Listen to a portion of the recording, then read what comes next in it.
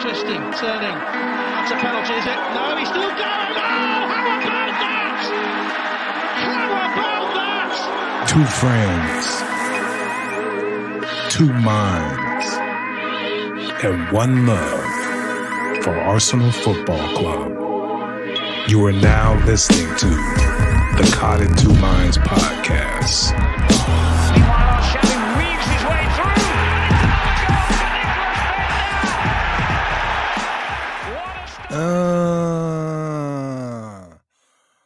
What's up?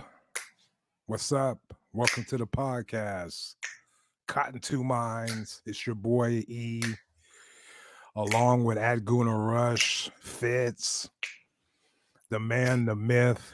He's got his glasses on. He's ready. Hey. Beautiful fall morning here in Dallas. You know? Okay, beautiful. Nice. The sun is out. Shout out to those people in Kentucky and Illinois and where all the places where those tornadoes hit. I feel for you, and hopefully things get better. So yes. That's one tornado went through like 4 states. You know, I mean, good luck with that, man. I mean, that's tornado stuff is crazy. That's some wild shit. When you were down here in Texas, you used to hear those sirens, huh? We used to get. We got the occasional warning, and anytime the warning was out there, like everything I saw was like, is that a possible right there? Yeah. Is that one right there? And everybody that was local would just be laughing at me like, come on, man, that ain't no tornado, man. You're being ridiculous. But meanwhile, this state gets the most out of any state. But everybody from Texas is like, come on, dude. Hey, it's no biggie. And if it does something, we just rebuild. That's all. We just gonna rebuild. The funniest thing about it is no basements, no storm cellars in Texas, no basements. You just kind of, what do they say, run to the interior bathroom in your house and just kind of stand there. And praise God. Praise God. So, anyway, shout out to them. Great win for Arsenal, you know. They call us Bounce Back FC, you know. Yeah. We had lost 3 out of our 4. I want to be clear, my dancing, that's not because we beat a Southampton team. We're supposed to. It's because of the effort. It was because of the effort out on the pitch today. Bingo. And to get to that point, that's what it's all about for me. Yeah. But either way, I'm still taking this win with a grain of salt. Wednesday will tell us more about this team and whether we can push on and get a European place more than yesterday's game. But we won 3-0. The effort was there. Goals came from Laca. Beautiful goal. We'll talk about that later. Beautiful team goal set up by breaking the press and playing it out from the back. Ooh, you know, it was risky, but we got it in there. The second goal, you know, a lot of the pundits were saying that it was a fluky goal, it was a weird goal, but I thought Tierney's header to Odegaard was you know, classy. You know what I mean? He put it right to him. And Odegaard being in the right place and even going after that ball was surprising to me. The way he attacked it, and we'll talk about him later. And the last goal came from a corner, set piece, Gabriel. And we've scored a lot of them this year. So Gabby to Gabby. All in all, a great win, great effort. Before we get into the meat of this podcast, the elephant in the room is controversy. The elephant in the room would be Aubameyang missing the match. Controversy. And before we get into it, let's hear what the manager had to say about it. Hold on. All right. Oh, here we go. Let's see.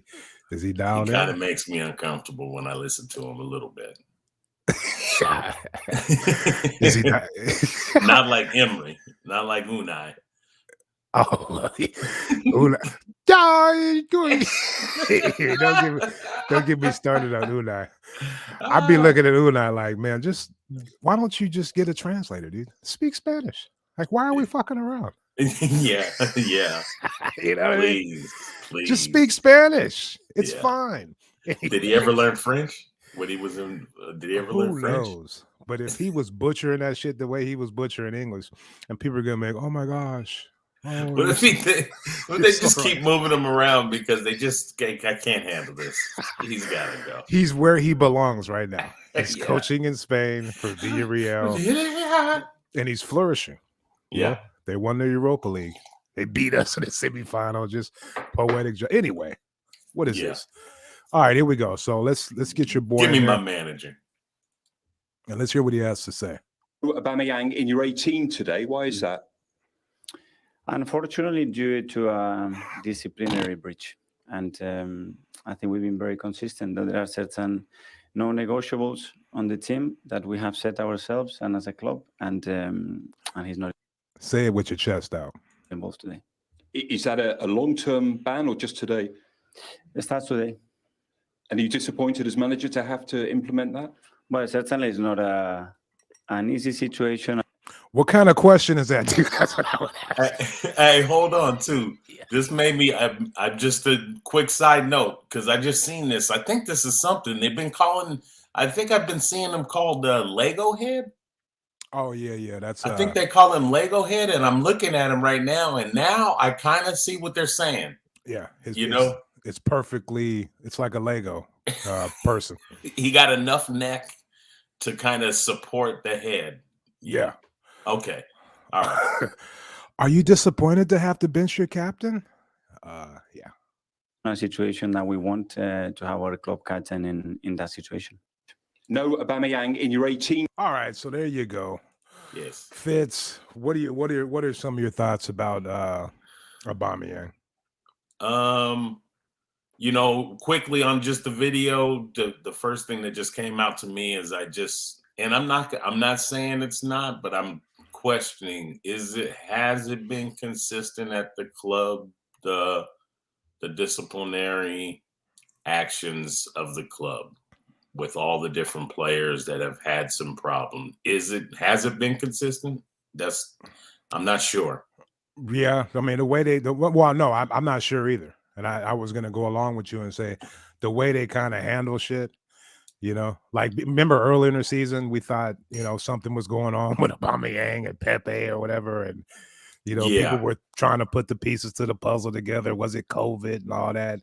They really don't come out and tell you shit about what's going on. Right. Except for the 2 times with Aubameyang and disciplinary reasons. So, yep. And breachments, excuse me. But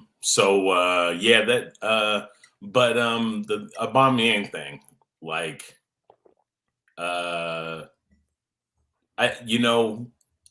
coach could also be looking for reasons to be able to slip in you're benched.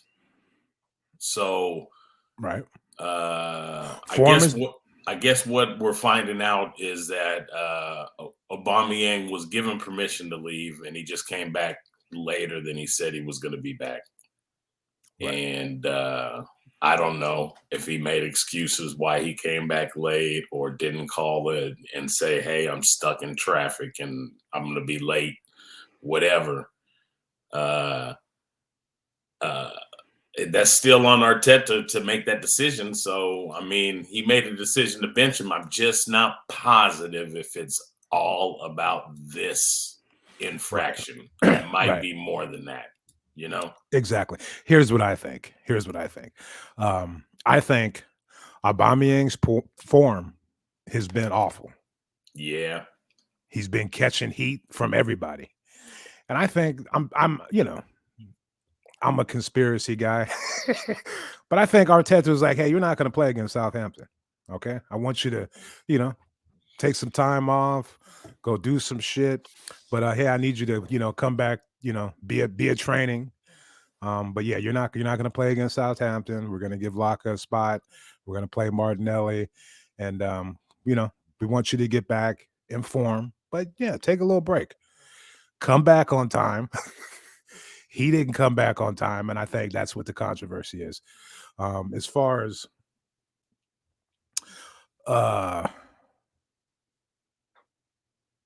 Oh, here, hold on. I was gonna say, I was gonna talk about how he handled it, Arteta. But before we do that, you on your Twitter, there's a guy named Bogan Gooner at Bogan Gooner, Yeah. and he had a different perspective that I didn't know about Ian Wright and Tony Adams and the things they went through. Exactly. I'm a 20. He kind of hit me. That's why I retweeted him. No, yeah, that's a good one. So I'm gonna play him right quick and hear what he has to say. I think I'm trying to get situated. He's got a Bulls jersey on, so I don't know what's up with that shit. Oh man. But I tell you what, before it starts, yeah, I'll give you a little thing about there. Make no doubt about it. Michael Jordan is the biggest, or at least biggest marketed athlete in the history. When I was in Colombia, I mean, they don't even play basketball. Right. So many Jordan jerseys. Oh yeah. Not a LeBron, not a Kobe, not a Wilt Chamberlain. It's just Michael Jordan. Yeah. When we were in our 20s, and he was at his height back then, pre-internet and all that shit. No, global. He was already global before, the internet kind of connected everybody. Yeah. You know what I mean? Yeah. So, yeah. I bring it up because this guy right here is in Australia. Oh, he is? Yeah, he's in Australia and he's walking around with the Bulls jersey. I mean, he's just Michael Jordan. Yeah. You know what's the trip is if you were on Twitter long enough, you would think Australia is like turned upside down and because of the pandemic and especially over here, the right, they always use Australia as their example. You want this to turn into Australia? This dude's cruising around in a park talking about Arsenal. You know what I mean? Right. Anyway, that's a side note, but here we go. We're gonna play them and let's get dialed in. People was doing just doing the weekly show. But just some thoughts on the Aubameyang situation, because I think everyone's losing their mind a bit at the moment.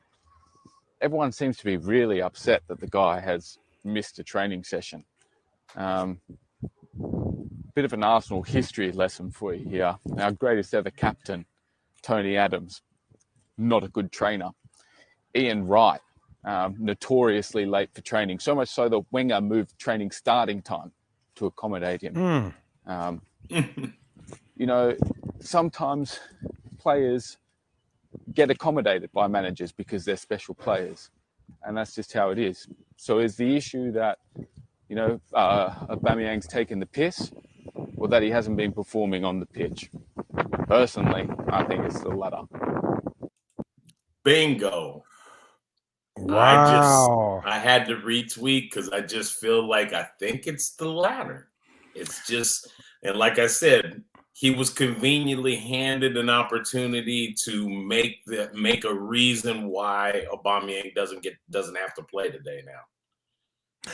Right. He showed up late, and we can't stand for that. Even though I'm sure people shown up late to training before.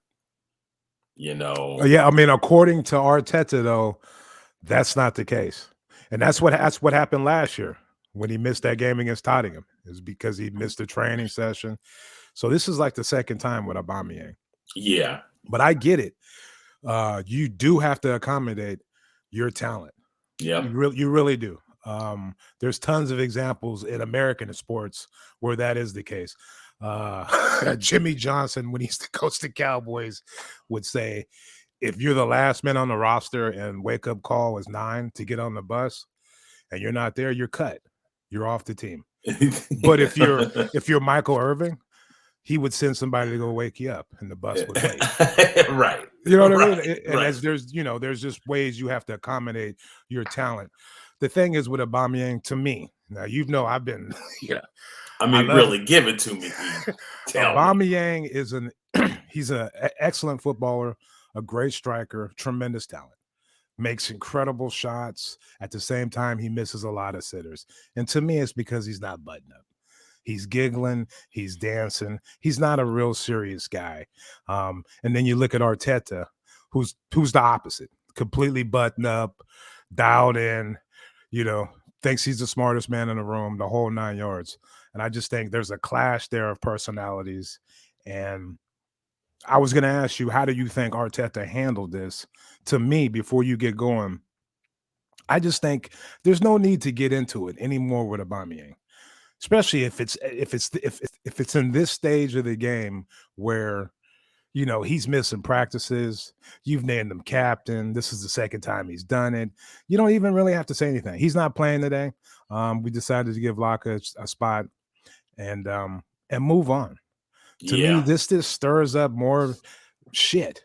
And when you see the way the team played yesterday without him, just put him on the shelf. See, so now you loaded me all up because that's where I got a lot of things. So I'm going to just point this out that if you just watch at Lacazette's work rate and where he works in the middle of the pitch, tracking back, trying to help on defense, he'll come back as far as he has to sometimes.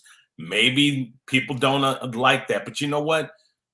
Where did we do our damage? From our wingers. Right. Our wingers are great. He comes back, gets the ball, and he springs them out. So yes, and that's what I have been preaching about for a long time, is that Laca links up with these younger players much better than Aubameyang. Aubameyang just is out of form with these guys. He just does not. And so that's not a way of me digging that Aubameyang's not a good player and not a good striker. It's just that the way this team has evolved, he's just not as effective anymore. Now, I mean, I'll point to Pepe as an example. I mean, hold on. Did you see that fool's face as he was coming onto the pitch yesterday? Yes. I mean, utter disgust. Yeah. He's go ahead. Yeah. Go ahead.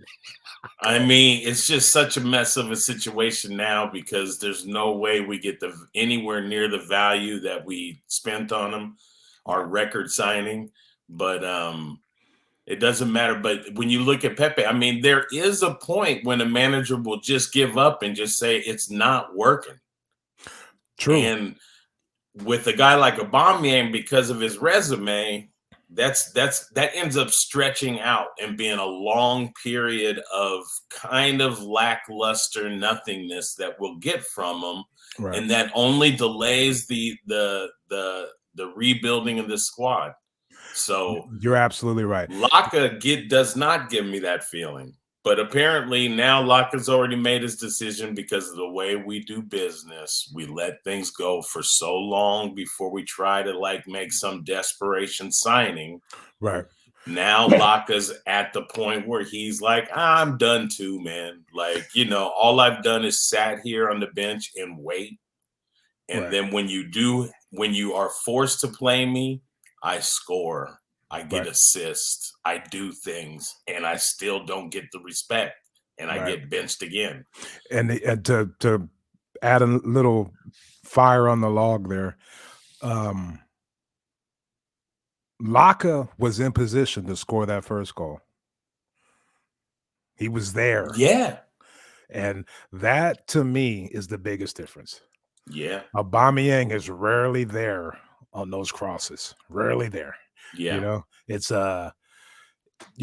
all sorts of things have to happen for Aubameyang to be in position to score a goal. Whereas in that one, we broke the press, everybody ran through the middle, or everybody got on the fast break. Saka crossed it, Laca was there, he finished it.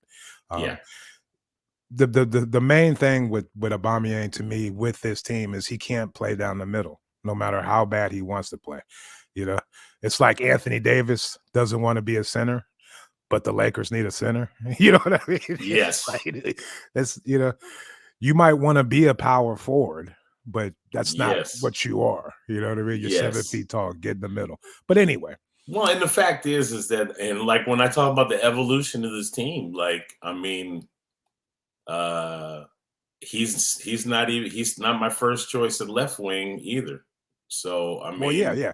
He's just done. I just think the team has just moved on past him, and like, you have an opportunity now. You benched him. Laca produced for you in this game. I think there's obvious reasons why Laca should play the next game again. If Laca produces again, then it's just like it's the same thing that happened with Smith Rowe taking Pepe's spot, basically. Right. It's you have to keep him out there because he's the one that's producing.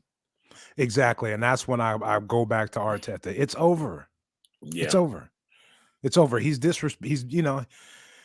not a good example for these young players. He sends the post where he's getting a tattoo and he's giggling and shit. It's over. It's over. He's in bad form. He's over 30. He's making tons of money and he's not scoring goals. Yeah. It's over. It's okay. Yeah. It's okay. We've made big changes with this, Everybody kind of got over the Wenger one was huge for me. You know what I mean? Because he kind of brought me into the club. But yeah, you have to have change, and it's over. Yeah, we need a striker. That fool for Vlahovic, whatever his name is, he just scored 2 goals again for Fiorentina. He's got 15 now.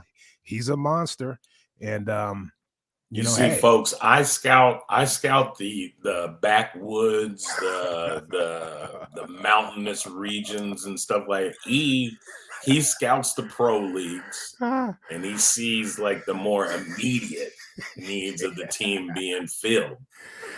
Keep an eye on him for us, E. Keep an eye on him for us. He's a monster. If we can get him, that would be tremendous. I don't know if we can get him in January, and I don't even know if the rumors are true, but I doubted it. I doubted his ability, but just from watching him, he's left-footed, he's big, he's fast, he's young. So to me, he checks all the boxes. And it's the reason why I watch Fiorentina is because of Torreira. The little guy who, for some reason, can't get any opportunities at Arsenal. With Arteta, he plays every week in the Serie A, and he's out there, running the show for that team. So he's playing, Guendouzi's playing, Saliba's playing, and that's good. Usually when we send players out on loan, they don't get any time. But anyway, this ain't a loan watch podcast. Yeah. Okay? So let's move on with it. Enough of Aubameyang, as far as I'm concerned. Yeah. He's done. Arteta should have been like, yeah, he's not playing. He's been out of form. We're giving him a break. Mm-hmm. And just been done with it. Now the whole pot stirred. There's a debate online, but who cares? Enough. Yes. Enough. Some of your first half thoughts, Fitz. What made the difference? Go ahead. Real quick on the first goal, like we talked about it mostly, but played it out of the back was a point that a lot of people like to make, and I made the same note myself was, but I did make the note that they played it out of the back out of desperation. Mm-hmm. Like that was actually kind of a turning point for us, but we were having some problems kind of playing it out of the back there for just a short little period to start the game. Hold on one second. For the first 20 minutes of that game, or about the first 15 minutes, we couldn't string any passes. Their little press was working on us. Partey was out there kicking the ball everywhere. Starting to get a little tense. I was like, this is looking ugly. And then they launched that one, which was a great pass by Ramsdale. And then an immediate pass by Tomiyasu that sprung Saka. And that's what's important with we got young, creative, fast wingers that can get the ball up the pitch. We got to get the ball to them immediately as soon as we can so they can go to work. Saka had plenty of time to scan the field. He kind of pulled up with this cross a little earlier than everybody expected, and he hit Laca on the money. Beautiful pass with his right foot, and I'm going to give him some love later on. But yeah, just a tremendous fast break goal. Break the press. Yes. And get out on the break, and just it was beautiful. I think Xhaka made the pass out to Tomiyasu, but everybody, it went Ramsdale, Xhaka. Anyway, Everybody passed the ball quickly, and that is the key. Actually, no, it was Ben White. He got it to Ben White. Ben White whipped it around the corner to Tomiyasu real quick, and then Tomiyasu let it go. I should have known. It was Flock of Seagulls.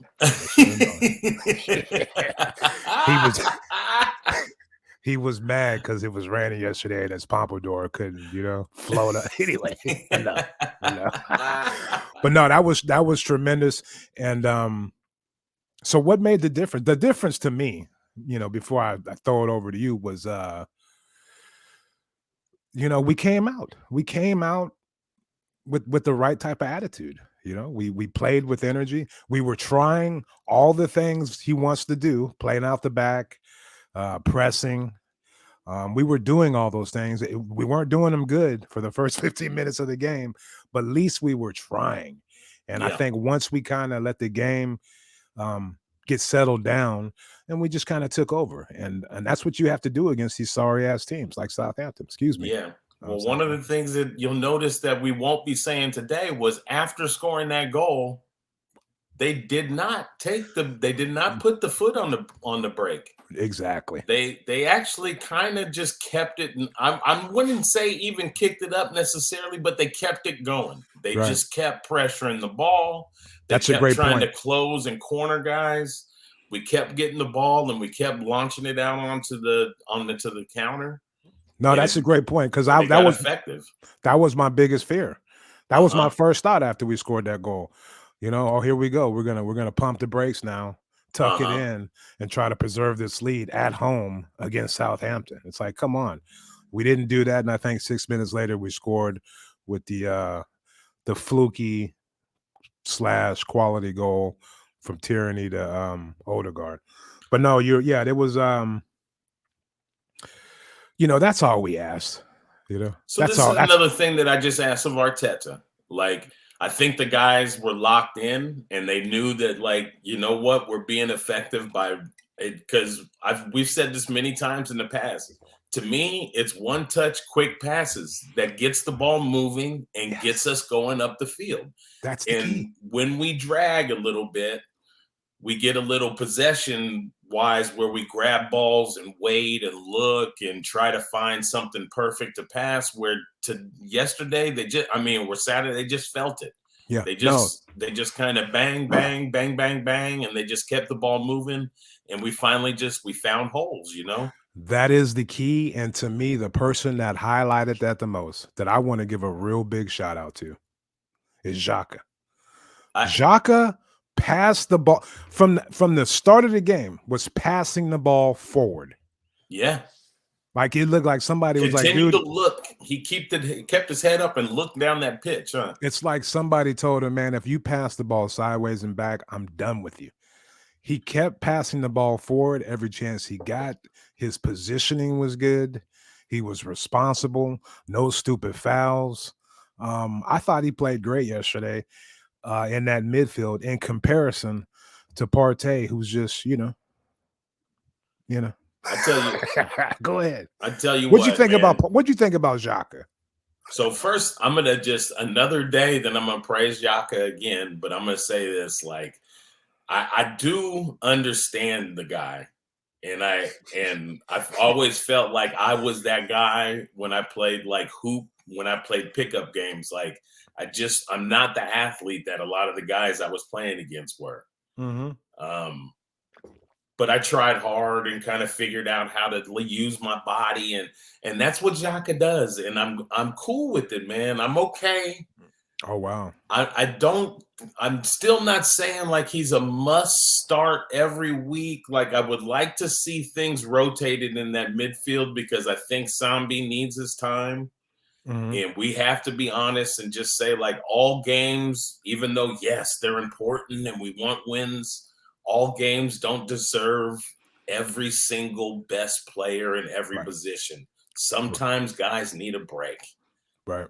To me, Tierney is the best left back, but he does need his breaks. We've watched him go game after game until he just breaks down. Right. Something happens. So, yes, it's great that we got, Nuno. So, anyway, Xhaka, that's what I believe about Xhaka. Partey, I tell you what, I was rough on him early because he was having problems early. Yes. I do think he kind of wrapped it together, and like his second half was pretty good, I thought. Yeah, he didn't. The thing with him is when you don't know when you don't notice any of his mistakes, then it's perfect. Like that means he's playing. He's being responsible with the ball and doing the right thing. He just slicks off a little bit, or it could be a situation where we're not getting a player that we thought we were getting.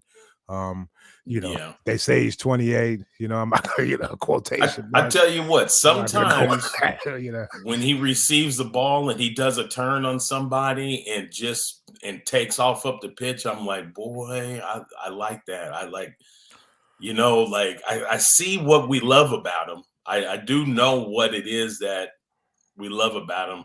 It's really, it's his head, and that's the problem that I think I have with him is that the decisions. Yes.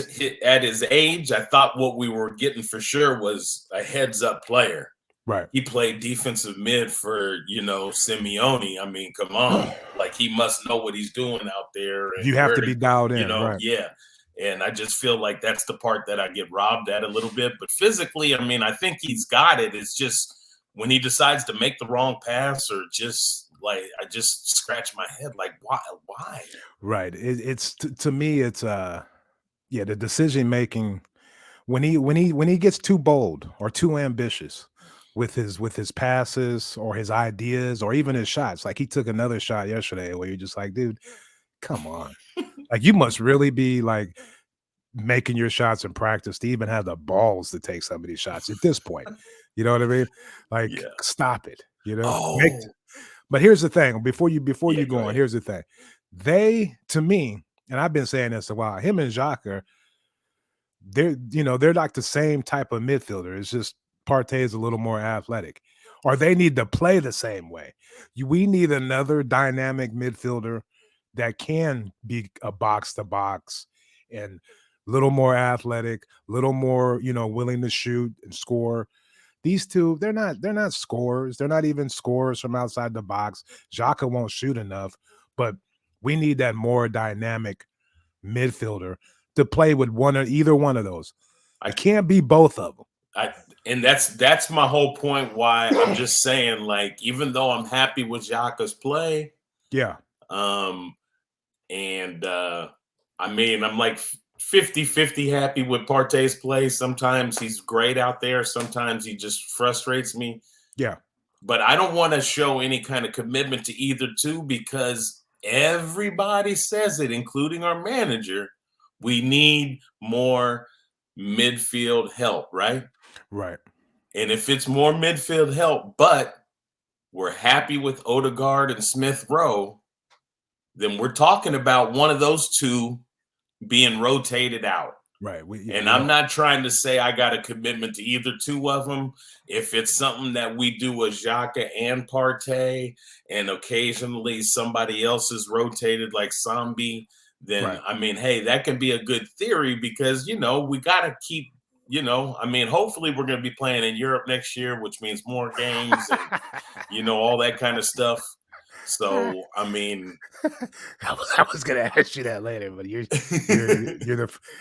here's the thing. Like, just imagine, take your pick. Who do you want, Xhaka or Partey, along with like an Aaron Ramsey? Like, that would just be perfect because Aaron Ramsey's box to box. And then, whoever you flip a coin, you want Xhaka, you want Partey next to him in that midfield. Would be the idea type of box-to-box midfielder to play along with those two guys, to me. I'm not saying Aaron Ramsey now. I'm saying Aaron Ramsey. That type of player then. That type of player. Yeah. The name I keep hearing is Renato Sanchez. Right. But he's already come over to, he was young, but he, after the Euros, one of those Euros, he had a good tournament for Portugal. And I think West Ham bought him.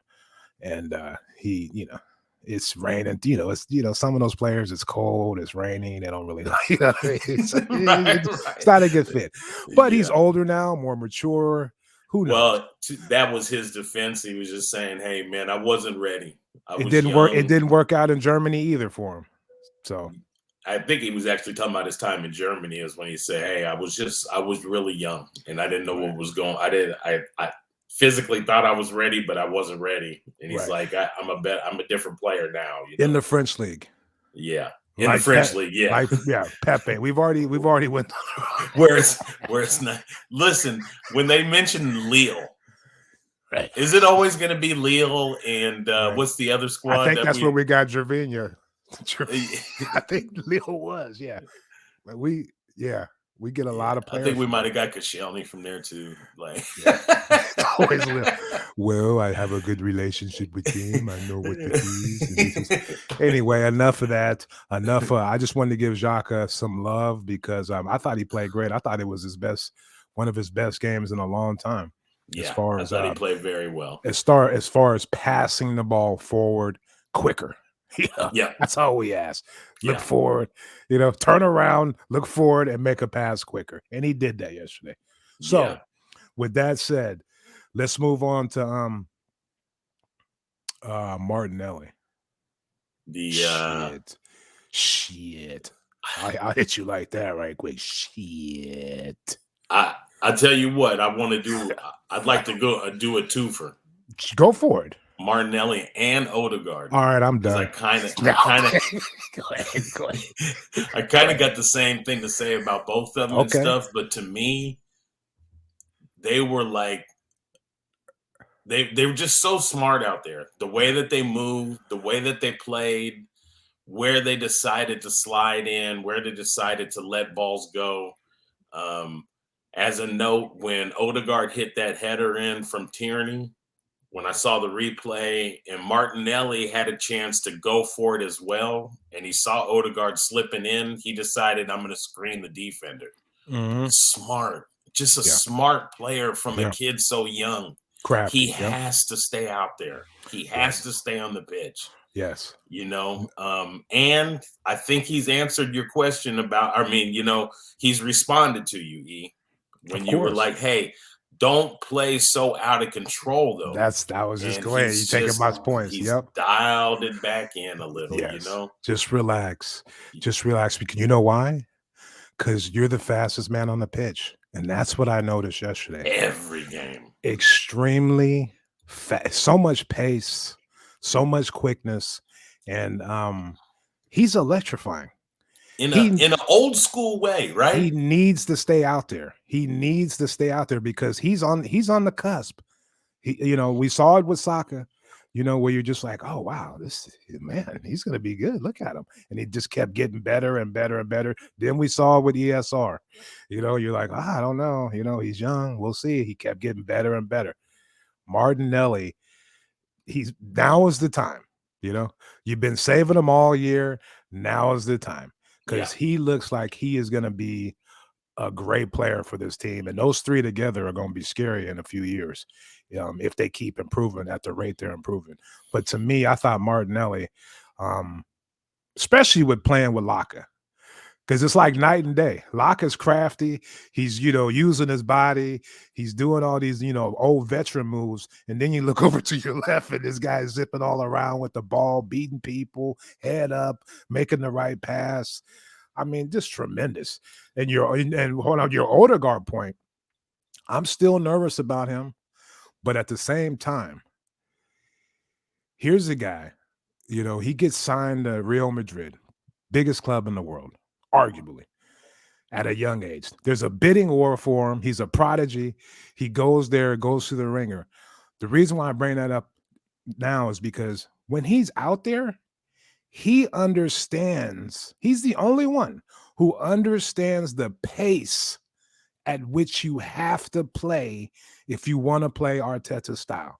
If everybody ran around and pressed like Odegaard did, then we would have something on the press. Or even when he gets the ball, he's trying to make things happen quicker. And people aren't on his page yet.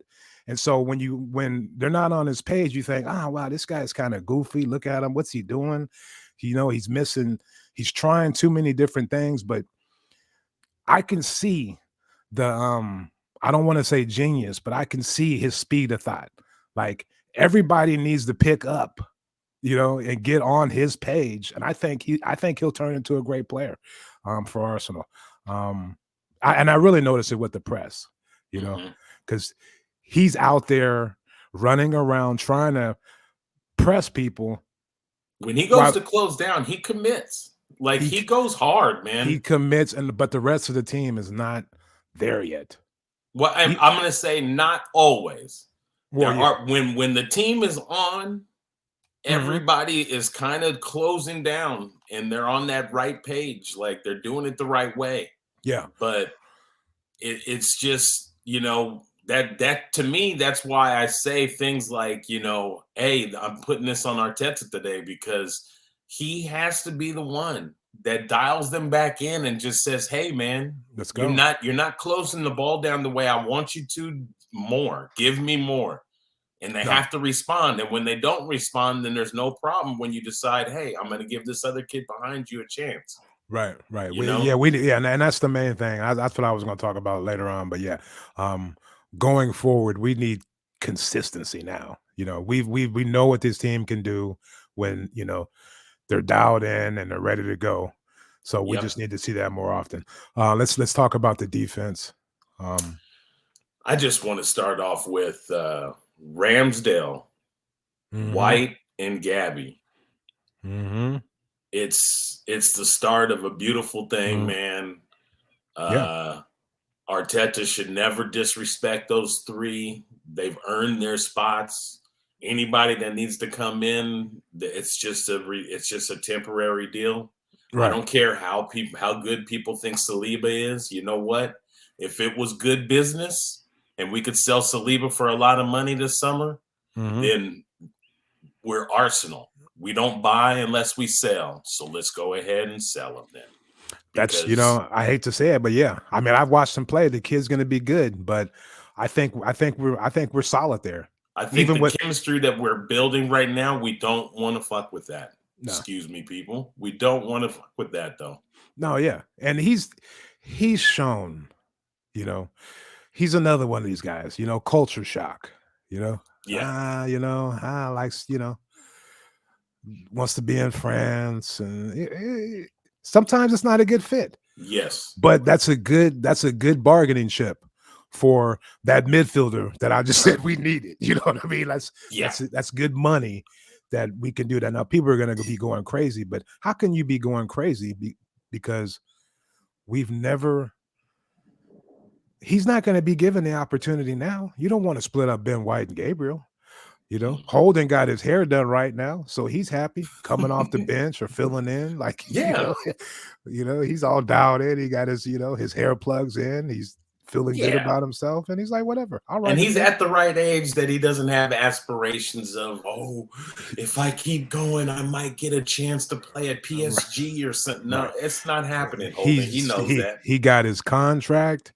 He's perfectly happy being a squad player who comes in on, if somebody gets hurt or somebody's on a red card, we got Holden. And who's the other guy? They got Mari. Mari wants to go. Yeah, Mari's done. Lukaku did him, but that wasn't really his fault. The team, I mean, he got thrown out to the Wolves. So. But I like that. The trifecta of Ramsdale, Gabriel, and Ben White. Go ahead. So there's a lot of praise going and Gabriel needs all of it because he worked hard. He put his head on a couple of nice balls in the box. But I want to take this opportunity to praise Ben White. Okay. I was, for some reason, hyper focused on him in the first half, just watching him play. Yeah. Talented kid. So good with his feet, a cool head. Yeah. I'm not saying that he's never going to get taken and he's unstoppable. I'm not saying that, but athletically is capable, mentally capable, really skilled with the ball. A modern day center back. Yes. As far as size, speed, and playing with the ball at his feet. Yes. He's what everybody's looking for. He's young, and he seems that protocols have to be taken if he's going to play against Lukaku. You know, well, yeah, he's not built for that. So Gabriel's got to take over, and they got to do something different. And that's what I was gonna say. That to me, that's the perfect center back pairing. You got your blood and thunder on one end, and you got your your classy ball playing center back in the other end. Where like Colchione and Mertesacker, you would think Mertesacker would be the player, but Mertesacker is the ball playing cool center back, and Colchione was the wild knees guy. Were sore though. His knees were sore. But to me, that's the perfect combination. You need one guy who's mean, angry, and aggressive, and you need one guy who's cool, calm, and can play with the ball at his feet. And yeah, you're right. You're right. I agree with. I've seen some of the passes Ben White has made. Those little floaties over the top. Yep. A few of those games recently, so you can see the potential is there.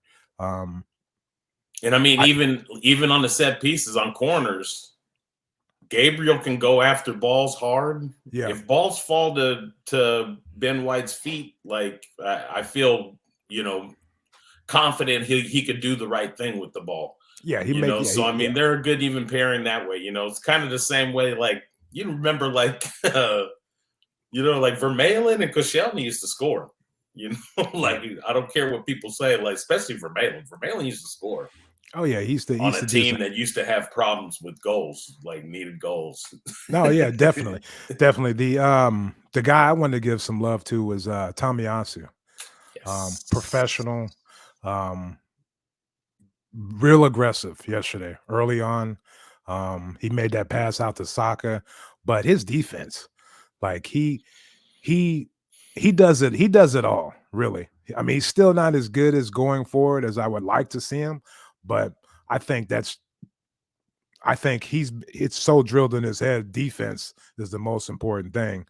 That he's got both ends covered. When he decides to be a little more aggressive and push forward, he can do that. He's very responsible. His positioning was good yesterday. I thought he had a fantastic game on the under. Just one of those. I did too. Handled his business. And there was that time when I was like, Tomiyasu's really played great. Like, just feel like, oh man, he's had a great game. Yeah, he really has. All right, I want to give Saka some love. Just because, I mean, I don't think people understand what's going on with this kid, but I've never seen a player be so, a young player be so good with both of his feet. Like, and dare I say Santi, I don't want to go to Carzola yet, but he makes so many of those crosses from the right side of the pitch. Like usually when you see a player, like he's left-footed, he's playing on the right side. Usually when you see that, the player has to get to a spot, cut back on his left foot and make the cross. Or you think about Aaron Robin. He's left-footed, he's playing on the right, but everybody knows he's going to cut back on his left and take a shot and score. Well, Saka has got the defender by the balls, dude, because he's able to cross the football with his right foot. And he makes so many great crosses at such a young age with his off foot. And then later in the game, he hits the post from just a ridiculous angle in between two people. But he flicks it with his, I'm giving him praise about his right foot. And then you look at his left foot. It's a thing of beauty. He's rarely off target. He's rarely off target. I feel so confident and comfortable with Saka, especially on the right for some reason, and I campaigned for a long time that he should play with Tierney on the left, but things were different last year, the way the team was being run and stuff, right. And that's why I wanted it. But he's definitely a guy on the right because he can put defenders at his mercy. Right. But I want you to notice this about, and there's a reason why I used to say it's not because of their skin tone, but he reminds me of like Seedorf. I don't even know what Seedorf looked like when he was a young kid, right. But I have an imagination. It's like Saka. When I when I watch him, what I mean by that is like you can tell by Saka's body language if he can get to a ball or not. Right. Like when he decides, there's one to chase down in the corner, he sees the defender, he decides, I can get there before him, and he does. Yeah. He always does. Yeah. Because he understands like physicality of people and whether he can beat somebody or not. Right. And like I think of people like Seedorf and Pirlo and things like that, where he just understands what his body can do. He understands how to set a defender up and get around him if he wants to. He gets it on so many different levels. He really does. He's so young. He gets it on. That's why I wonder. I mean, that's why I really wonder. He didn't. I mean, he had another assist, and I was just getting ready to say, he didn't do much yesterday. Just because that's like, of course he did. That's what he does. Started, yeah. He's one of those guys that he makes shit happen.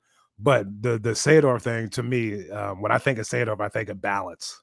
Just balance and awareness, on his feet, total control. And when you look at Saka, I can see that too. It's just like he's got control of the ball. You're not going to take it from him. The one thing he needs to work on is sticking up for himself. That's the one thing. And it would be nice if he had somebody on the team that would do that for him. But he needs to start, sticking up for himself, getting a little more attitude. And that's the only thing, once he gets there. Yeah. This just came to me too. The thing I kind of knock him on a little bit is, and his haircut? Wait, isn't this Seedorf and Pirlo? That's how they were too. He doesn't get back all the time to help out. So that's why times when he watches there's times he watches a little bit of play kind of happen in front of him and he doesn't get involved. Mm-hmm. And I think it's because he's conserving energy and trying, he can't get all into that all game long. Yeah, it's last. It's no fun when you're young to track back and be defend. Yeah. But that's what's beautiful about Tomiyasu. And him, he got his back and his responsibilities. You know what I mean? Like, he understands what time it is. Yeah. Still hasn't smiled all season. So I like Tomiyasu.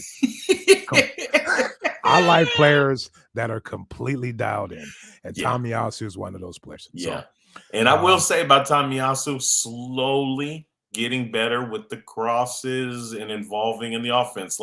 He just seems to be a guy that, hey, I'm gonna get it. Just give me a little time. Just give me a little time. You mentioned, I think you mentioned 2 podcasts ago that it's the Premiership has its way of just kind of wearing on you for a little while. And I think he went through his little patch where it's like, man, it's physical. Fools are flying around. I don't have no time. But yesterday was he's starting to come out of that, I think. And yesterday showed me that. All right, so before we wrap up here, who was your captain going forward? Because I've already established that Aubameyang is done. He can't be. How are you going to have him be captain after his second disciplinary breach? So who you got? Who you got? So I think it's important that whoever we pick, because this has bugged me for a few years now, is we name guys that it's a curse don't end up being on the pitch. Our captain is sitting on the bench and shit. Yep, it's been a curse lately. So I mean, honestly, man, his sis boom ba rah rah rah. I'm Ramsey. I'd give it to Ramsey. Ramsey? You mean Ramsdale? I mean Ramsdale. Excuse me, Ramsdale. No, that's cool. hey, man, we going long today. 2-touch, man.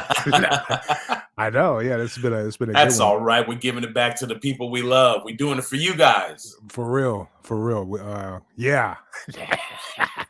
No, but I would have to agree. All last year we talked shit about Tierney being captain, and that's our captain. And I would love for him to be captain. You can even make him captain. You're going to have to make Ramsdale vice captain because Tierney's availability is always going to be a question to me. He's a guy who gets hurt a lot, and he misses time. So to me, that's what takes him out of the running. It sucks, whereas you look at Ramsdale, solid as a rock. He gonna be out there till the cows come home, singing and getting his team hyped. And when they scored the first goal, he did the knee slide. I love him. If I you love want the to, guy. if you want to signal to everybody that we're changing the atmosphere around this club, yes, you leave Too Cool for Prime Time, Aubameyang, right, and you put it into Mr. I Bleed, Arsenal Red and White, right. Ramsdale.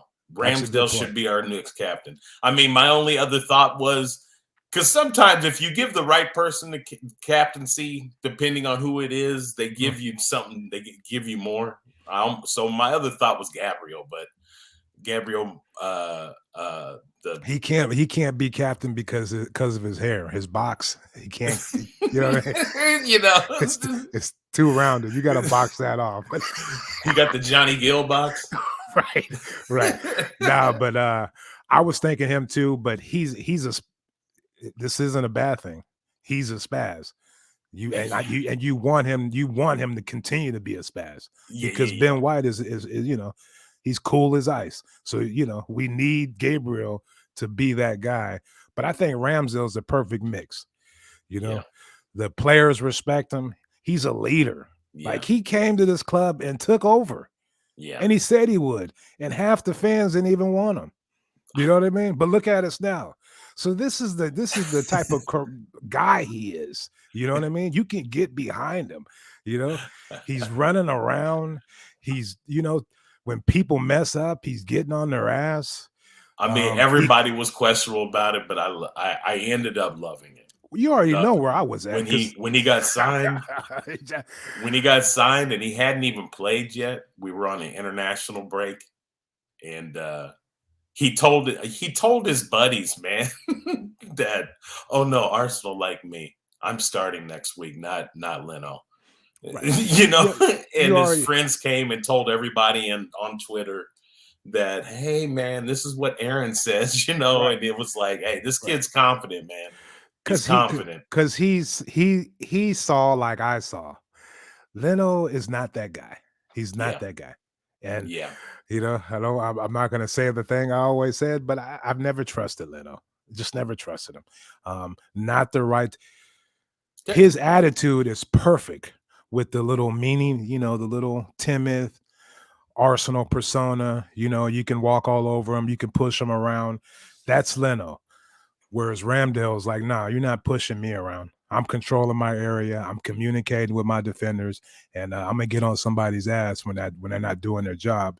And that's the type of captain this club needs right now. So I agree with you. And he played excellent yesterday once again. Another great game. Once again, and he's the first name on the team sheet, so he has to be the captain. That's the only reason why over Tierney. They both have that same spirit. It's just, you know, availability at this stage. So what did you learn, if anything, about yesterday before we get out of here? So here's my big thing is playing, you know, the whole playing out of the back. Mm-hmm. I don't disagree that it's not a good way to play. It's the way that most teams are playing now. Yeah. And as long as we're smart about the way that we play it out, the decision making that we make when we're playing out of the back is important. Quick one-touch passes are important. And we touched on it a little bit earlier, but I don't, you know, our wingers are talent on the team. Saka, Martinelli, Smith Rowe. All we need is people to provide from the middle. So anyway, those are the tactics that Arteta wants to play, and I don't disagree with him. He just needs to be on top of it when they're not playing that way. Right. These are the only reasons why I put things on Arteta, because his tactics are fine as long as he gets what he wants out of it. Right. And if he's not getting what he wants out of it, then he needs to make adjustments, and I think he needs to make them sooner. Exactly. I would agree with that. The you know, my whole thing was sometimes we don't even play out from the back. Some games, you know what I mean? Sometimes not really. Yeah, or sometimes we don't even press, or sometimes we do. So all that is kind of fuzzy, but I get what you're saying. What I learned is whoever we have working on set pieces and corners, I forget the guy's name.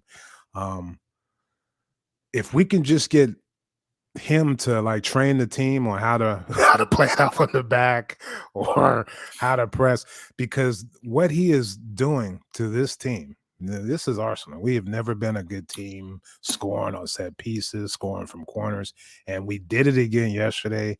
And every corner, whether it's Smith Rowe, Saka, Martinelli's deliveries yesterday were just incredible. And Gabriel scored on the one. So what I learned is we do a lot of work on set pieces and corners and throughout the week. We work on that.